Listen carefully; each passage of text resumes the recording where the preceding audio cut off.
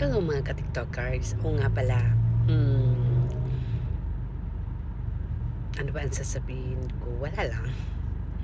Pagka gusto mo maging affiliates na kagaya ko na mami, na nanay, basta mag-enjoy ka lang. Huwag ka basta susuko. Enjoy lang kung ano yung binili mo. Ilalagay mo lang dyan yung link, dyan sa yellow basket mo, dyan sa shop mo.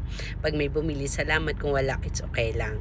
Basta enjoy ka lang dito sa TikTok, ha? Dito sa pagiging average mo dito sa TikTok shop, mag-enjoy ka. Kung ano ba gusto mo magsayaw, magsayaw ka. Kung gusto mo magsing, magsing ka.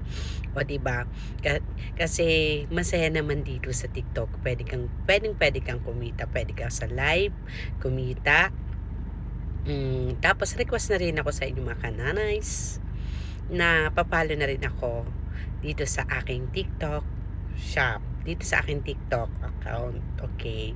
Yun lang, basta mag-enjoy lang tayo dito sa TikTok. Walang nega ha, walang positive tayo. O pag bumenta ka, salamat. O 'di ba, pag may komisyon, salamat.